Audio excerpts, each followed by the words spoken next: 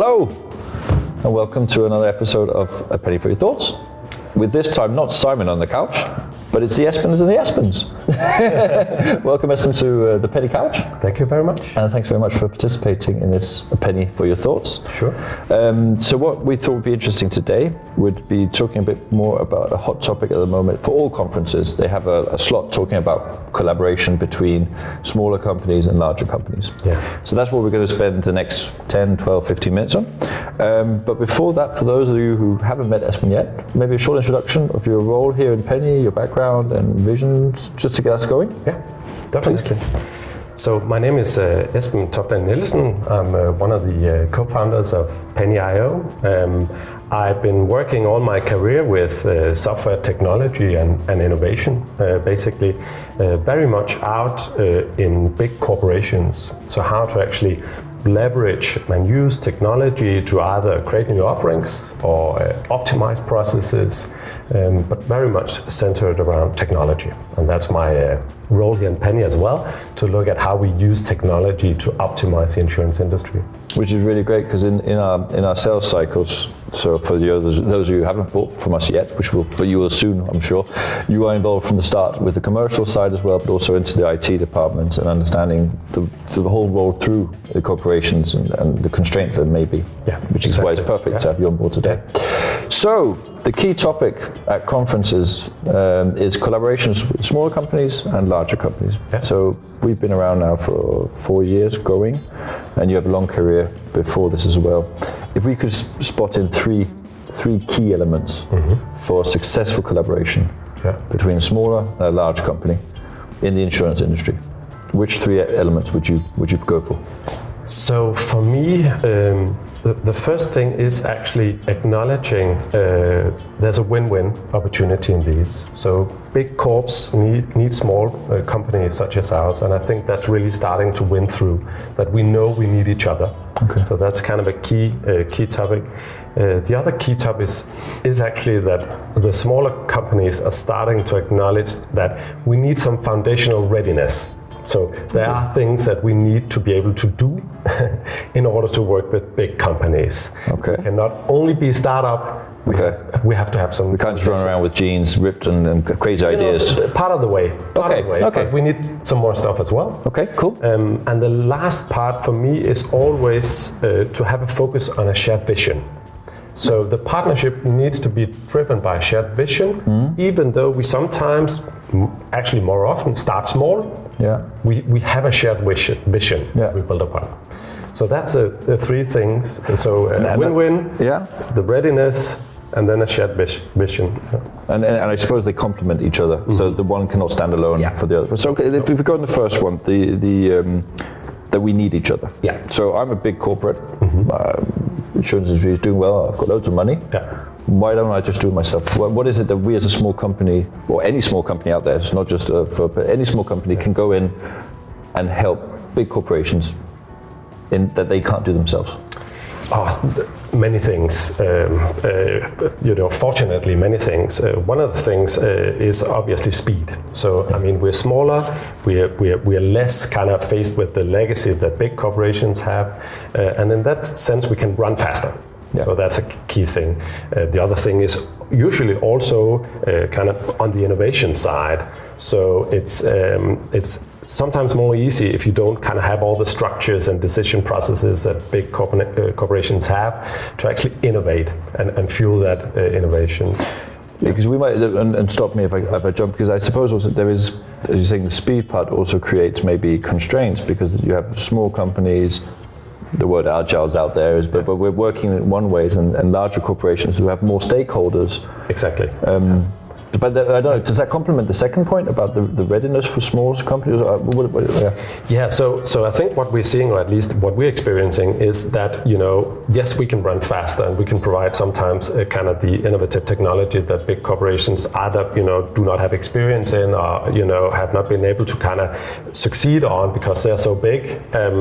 But on the second part, the readiness part, we're also seeing that today, I mean, the professionalism of the industry, and particularly in finance industry we're in, we need some, foundational things to be in place in order to work with these big companies. And I think then it's our job actually to kind of bridge our agility and our speed and our innovation with being able to have that foundational readiness for ourselves as a company. And what elements are there in the foundational readiness? So kind of the key elements, and these will be kind of known to the audience, is compliance. So basic compliance, being able to actually, work with the processes and be, having the quality throughout our processes that's needed. The other part is security. So security is today not a question where you can kind of, go low.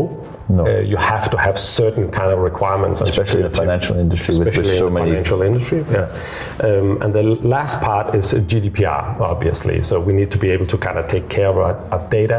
We need to adhere to the regulation across Europe, across the world.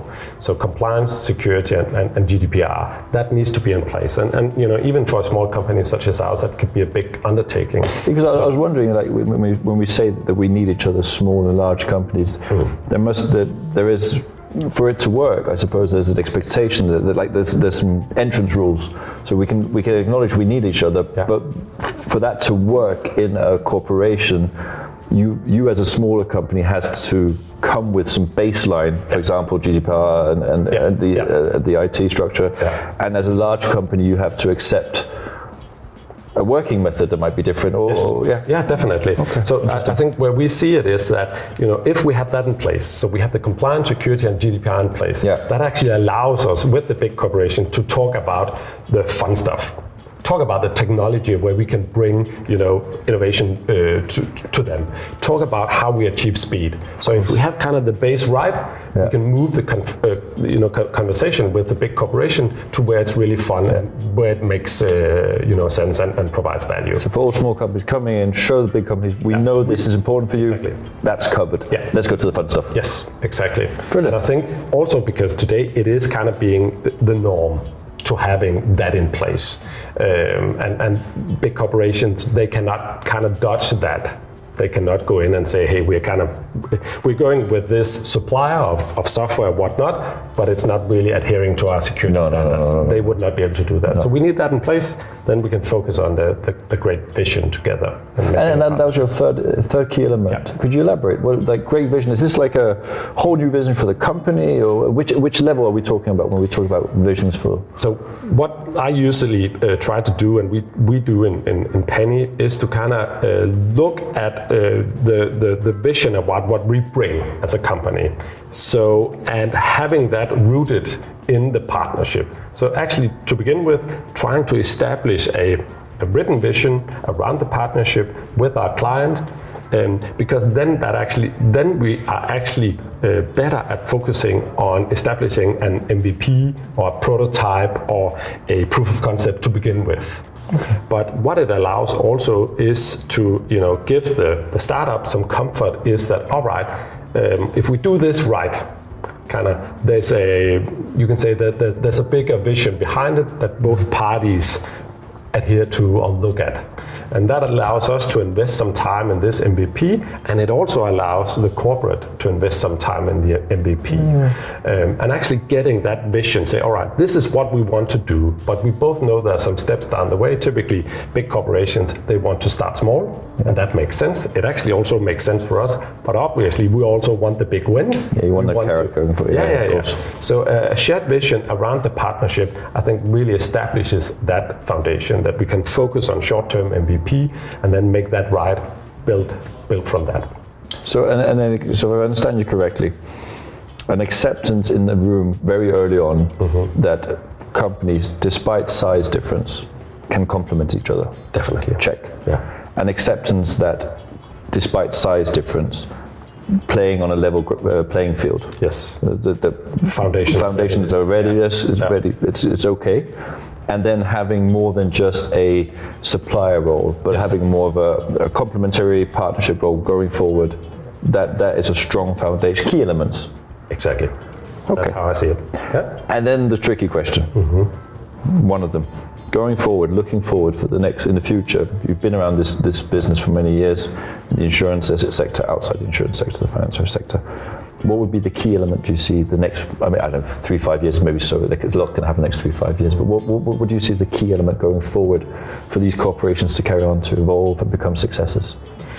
I think one other key element is actually to have, to use technology partnerships even more. So I think the partnerships will grow. It'll not only be one-to-one partnerships, but we will partner with other technology partners that can provide value to our clients and partners. So I think that is really, a community of partnerships will form around technology where we can add value. I'm really intrigued and looking into how that'll form in the future. Are you describing an ecosystem version 2.0 here? Yeah, maybe some kind of that. Yeah, definitely. Yeah. Interesting stuff. Interesting stuff. That was our thoughts from the Penny Couch. Thanks very much, Esben. Thank you for joining. It's an incredible, interesting topic, and I think many companies out there, we have our experiences, but also have experience in a good way or a bad way. So please feel free to comment here. I mean, you're active on LinkedIn. Yes. We're happy to share and discuss. Maybe you see other things we don't see, but this was our point of view. Yeah. 6 cents or 10 cents for the discussions going on. Thanks very much for your time. Feel free to reach out, and that was your penny for your thoughts. Thanks very much. Bye bye.